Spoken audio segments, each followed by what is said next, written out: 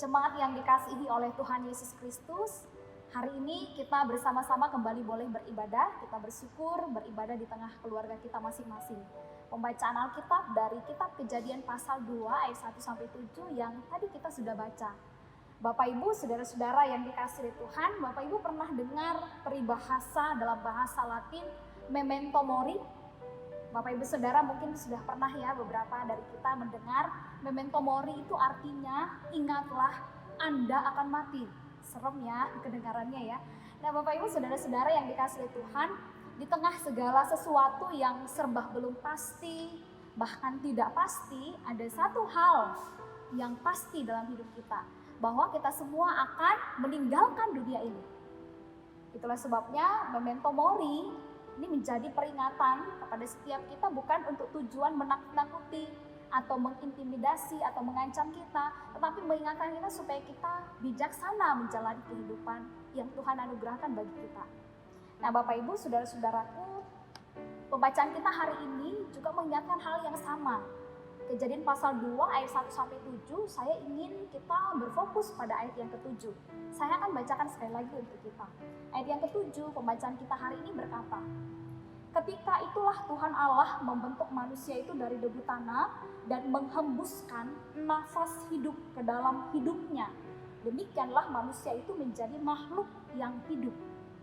Bapak Ibu, saudara-saudara yang dikasihi Tuhan, mari kita perhatikan kata per kata. Allah membentuk manusia dari debu tanah. Awalnya dari debu tanah. Lalu kalimat selanjutnya adalah Allah menghembuskan nafas ke dalam hidungnya.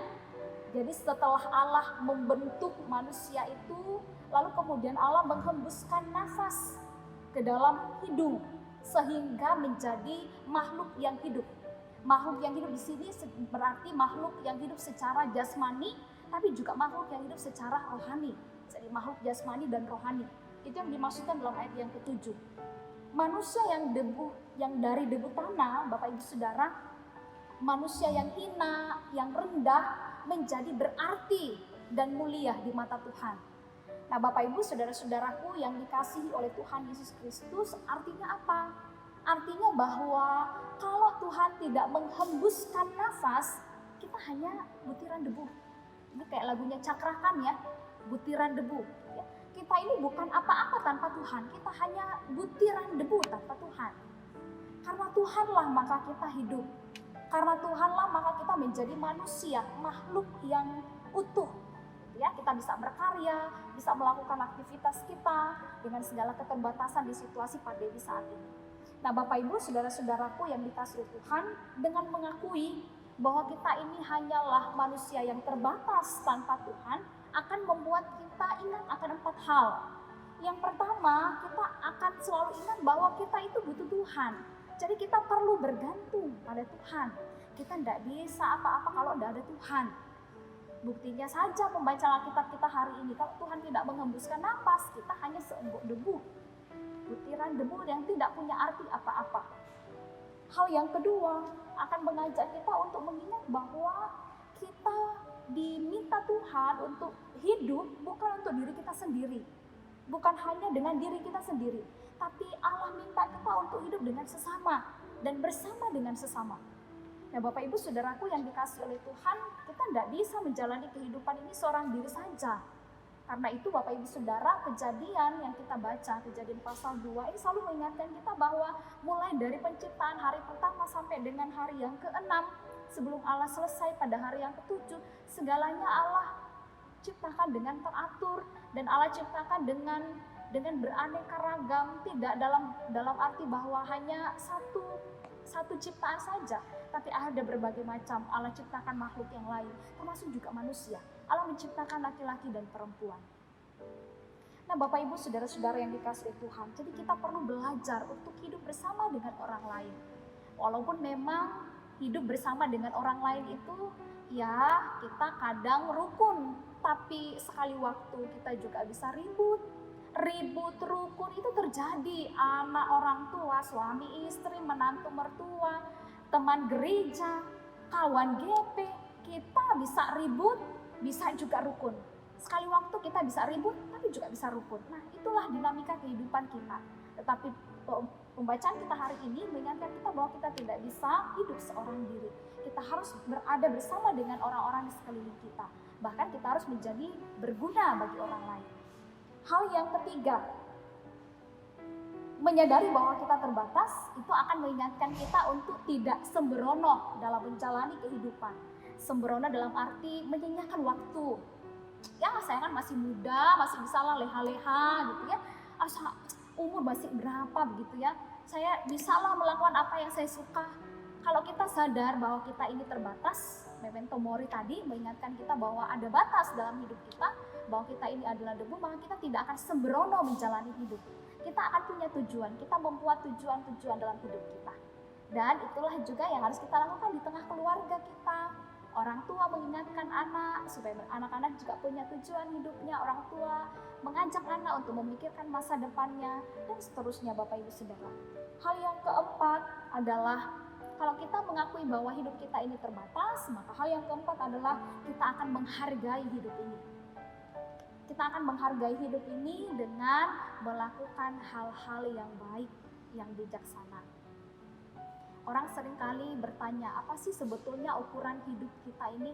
Apakah ukuran hidup itu dari usianya sudah 80? Apakah ukuran hidup itu dari berapa banyak usia kita? Ternyata bukan Bapak Ibu Saudara. Kalau itu yang kita pakai, Tuhan Yesus hanya hidup di dunia 33 tahun. Dia berkarya 3 tahun. Kalau ukurannya pakai umur gitu ya, maka ya kita akan mengatakan singkat sekali gitu ya.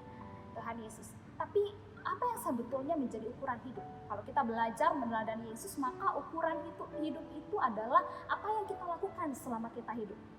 Kita meneladani Yesus, ukuran hidupnya adalah selama dia berkarya, dia terus ada untuk orang lain. Dia mengasihi, mengampuni, bersama orang lain dalam kesedihan, dalam duka, dia hadir, Bapak Ibu Saudara. Nah, itu juga yang diminta untuk kita. Ukuran hidup adalah kita bisa berguna untuk orang lain. Nggak usah kita berpikir jauh-jauh bahwa kita akan berguna untuk banyak orang, tapi paling tidak kita bisa berguna untuk keluarga kita. Itu sudah berarti bahwa kita menghargai hidup ini.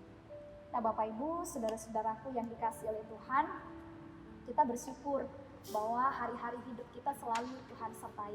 Karena itu, marilah kita terus menyadari bahwa hidup ini terbatas, sehingga kita selalu bergantung kepada Tuhan. Kita mau hidup bersama dengan orang lain, kita mau belajar menghargai orang lain, dan kita akan belajar untuk tidak membuang-buang waktu kita, dan kita akan terus belajar untuk melakukan yang terbaik sehingga kita menjadi orang-orang yang berguna. Sama dengan apa yang Paulus katakan, jika aku hidup, bagiku hidup memberi buah.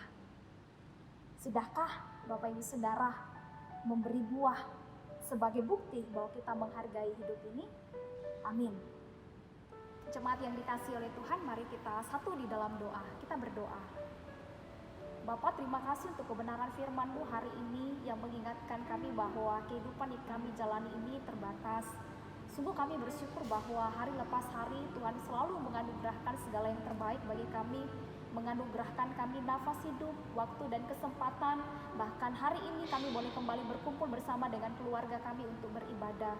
Tuhan, biarlah kami juga boleh belajar untuk menghargai hidup ini, melakukan hal-hal yang berguna untuk masa depan kami, hal-hal yang berguna untuk keluarga kami, hal yang berguna untuk kemuliaan Allah, dan biarlah seluruh kehidupan kami menjadi kesaksian yang memuliakan nama Tuhan.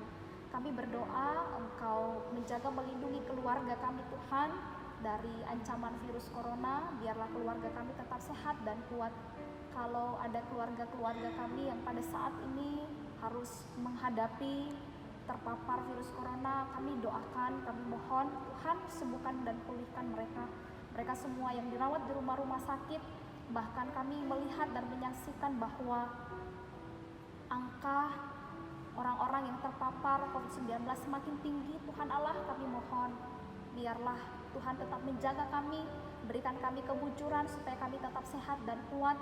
Dan biarlah Tuhan juga memberkati semua dokter dan perawat yang terus berupaya memberikan yang terbaik. Bapa dalam surga, kami juga doakan semua yang menjadi pergumulan keluarga kami. baik secara ekonomi, baik dalam bidang pendidikan anak-anak kami, bahkan segala hal yang menjadi pergumulan kami secara pribadi. Tuhan Allah, seperti firman-Mu bahwa Engkau selalu ada bersama dengan kami, karena itu biarlah kami juga boleh terus berharap hanya kepada Tuhan, menantikan pertolongan Tuhan saja. Karena itu Tuhan, kuatkan kami semua menjalani kehidupan kami di masa-masa pandemi ini. Bapa dalam surga, berkati pelayanan gereja-Mu, GPIB, dan terlebih khusus GPIB Immanuel di Batam, biarlah selalu dalam karya Tuhan kami boleh menjadi berkat bagi banyak orang. Berkati bangsa dan negara kami, berkati kehidupan kami di kota Batam di mana kami tinggal. Biarlah kami juga boleh menjadi alat kesaksian yang memuliakan nama Tuhan. Inilah doa dan syukur kami di malam hari ini. Kami berdoa dalam satu nama, yaitu Tuhan Yesus Juru Selamat kami. Amin.